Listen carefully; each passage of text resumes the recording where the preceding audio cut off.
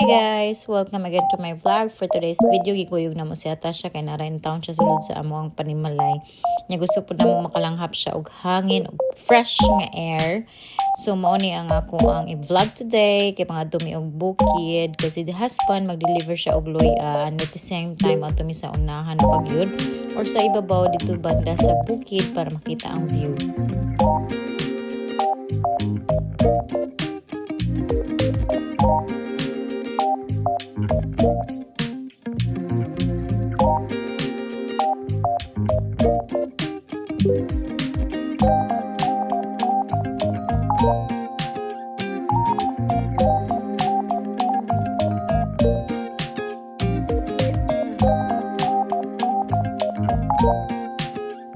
This time, it was 4 p.m. So, medyo nagka-fogs na siya.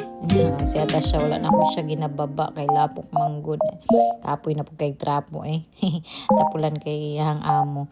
Anyway, makita na nato ang fogs ug ang bukid. So, taud-taud na. Dili na po nato makita ang view. May na lang nakita pa namo or naabtan pa namo ang view nga wala pa natabunan sa fogs. Naani siya sa big na katuktok sa abot-asa ning area. Basta bukid ni siya nga kani under construction ang dalan, ongoing din siya nga construction. At that part makita nimo ang Dagu City as well as some part sa Davao Occidental. So mao na siya ang padada nya makita nimo mga buildings nga nakatukod dira sa Dagu City.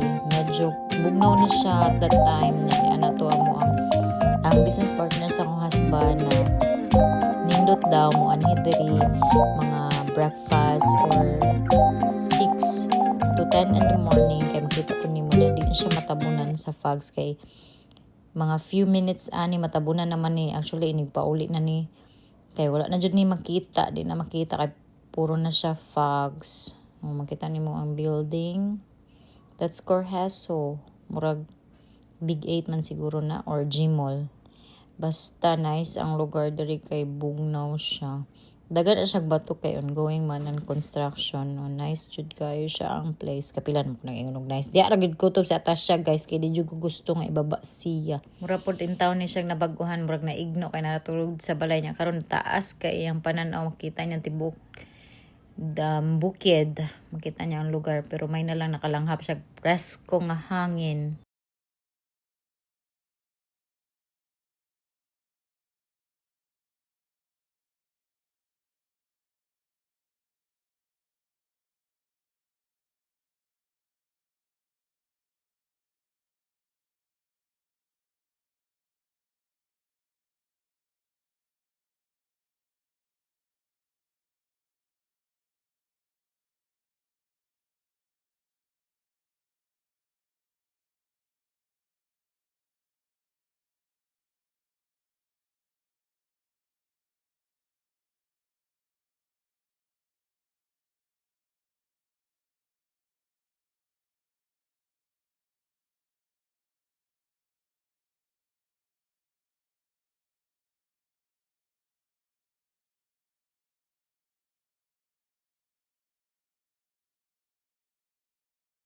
Few minutes ang nilabay, naka-decide namin na muli namin kay medyo nagatabon na ang fog sa lugar o dili na po makita ang dalan niya under construction baya ang dalan so naadyo ni tendency nga naapay mga parts na wala na human ang dalan. So as you can see dili na kay makita ang dalan.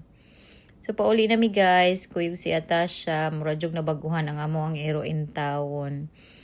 To daghan kayong salamat sa mag-follow sa amo ang page and thank you so much to all our subscriber. Mao ni ang dalan nga gina-construct di ba taas-taas na siya ang tungasunon.